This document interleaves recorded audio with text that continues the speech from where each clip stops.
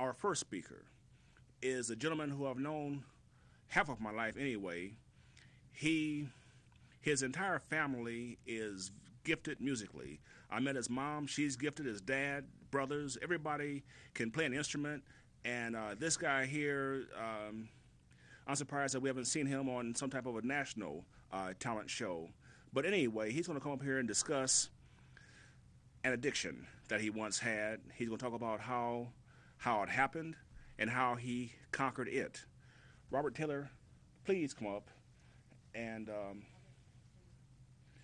tell us how you got into this and how you got out of it. Thank you. Well, it's difficult to say how I got into it. I guess it was just the atmosphere that I was brought up in. In my earlier years, living in Detroit, raised up in a rough neighborhood, and those was the things that we did in our neighborhood. Is just do what everybody else do. We started with the drugs and started smoking weed, and I just started enjoying that lifestyle.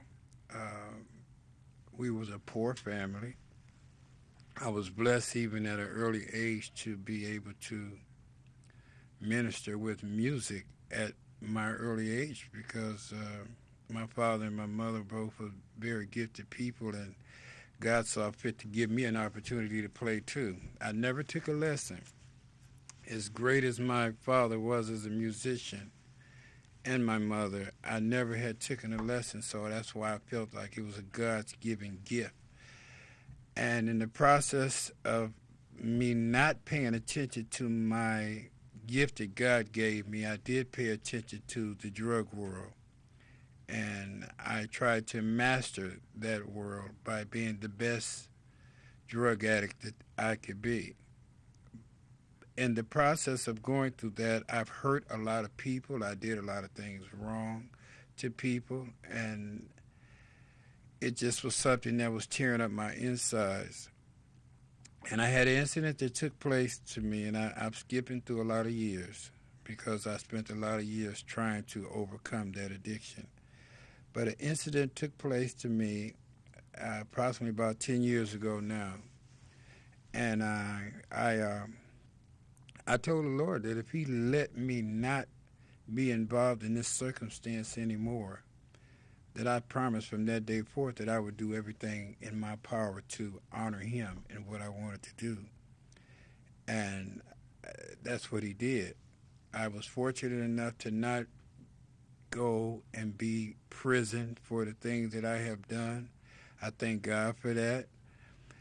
I had went through a lot, and even still now today, I'm sure that there are people that will want to say that they don't believe that I'm going to succeed in what I'm doing. But as it has been written, if you ask, you shall be given. And I've asked, and the Lord has showed favor in me by allowing me to reach this point where I am right now in my life.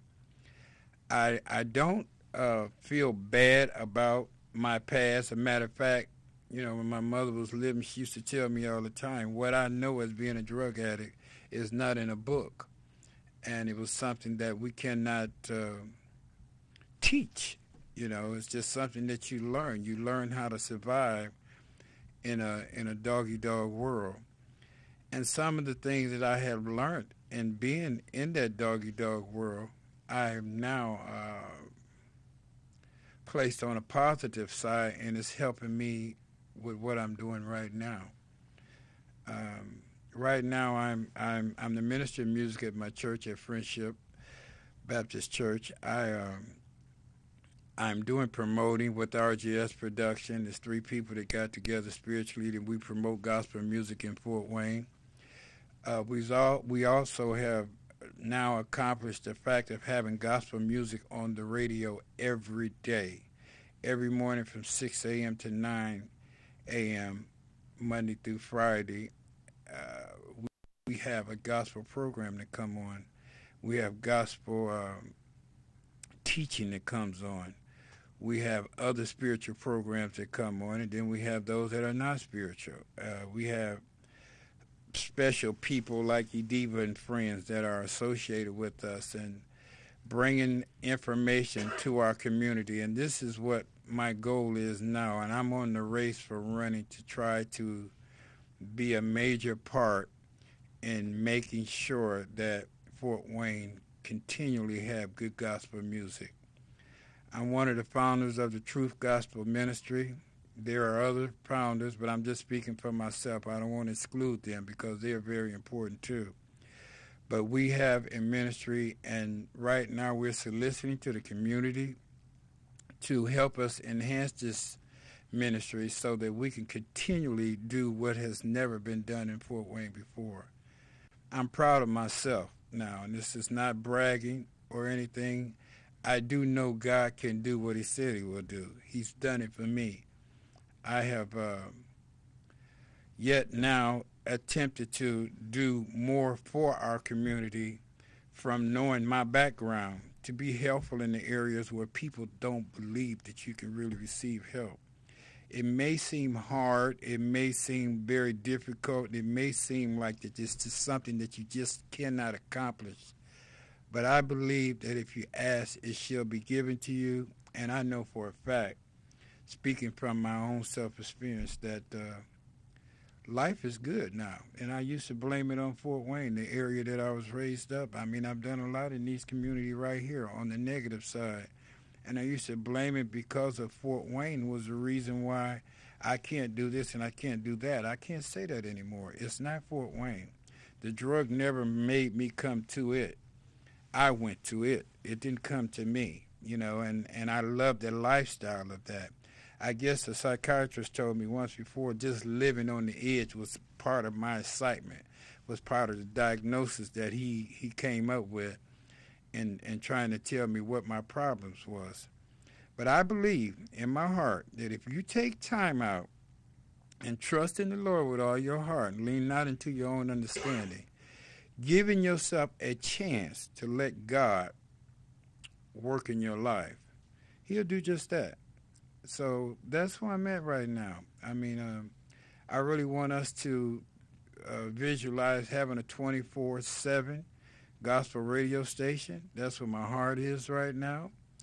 I have accomplished a lot of hurdles in doing this. I have the respect of the community, whereas at one point, people wouldn't trust me with anything. Now I'm being trusted with thousands. And it's just a good feeling to be able to be a part of a community that is stagnated. I don't know why or what the reason or what the purpose of our community not being like other communities, or we not having gospel music 24/7 for us to have in our community.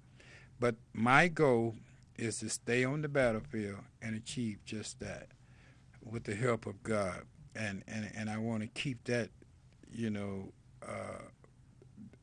the main focus. I'm not doing anything by myself.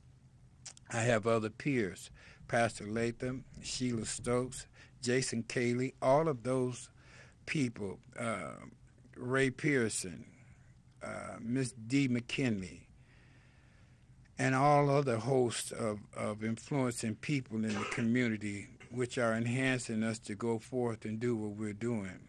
We're a group of people that have really, really struggled with the times to make this situation happen. But we're going to do it because God said we're going to do it.